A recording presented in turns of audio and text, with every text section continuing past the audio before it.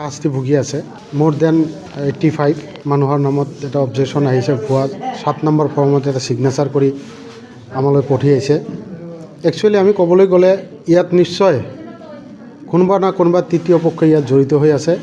পাকে প্ৰকাৰে আমাৰ ধৰ্মীয় সংখ্যালঘু মানুহখিনিক কেনেকৈ অত্যাচাৰিত কৰিব পৰা যায়, এইটোৱে এটা ষড়যন্ত্ৰ, এটা ব্লু প্ৰিণ্ট তৈয়াৰ কৰা হৈছে। গতিকে এইটো একচুৱেলি নিন্দনীয়, ঘৃণনীয় কাম যে মৌলিক অধিকাৰৰ পৰা বঞ্চিত কৰাৰ কাৰণে যি এটা ষড়যন্ত্ৰ চলিছে, ষড়যন্ত্ৰ ৰচিছে। একচুৱেলি ইয়াৰ বিৰুদ্ধে আমি কি ক'ম আৰু ভাষা নাই। এই গৰিহণাৰ যোগ্য হয়। বহুত ঘৃণনীয় কাম কৰিছে।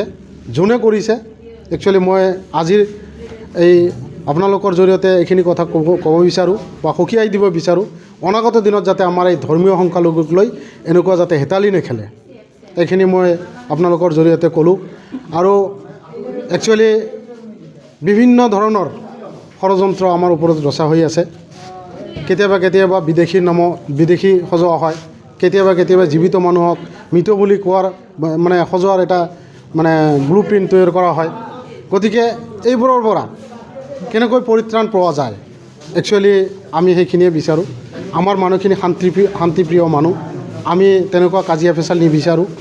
আৰু যদি আমাৰ বিৰুদ্ধে যদি এনেকৈ ষড়যন্ত্ৰ কৰিয়ে থকা হয়, অনাগত দিনত আমিও কেতিয়াবা গণতান্ত্ৰিক আন্দোলন কৰাৰ কাৰণে আমিও নিশ্চয় প্ৰস্তুতি ল'ব লাগিব।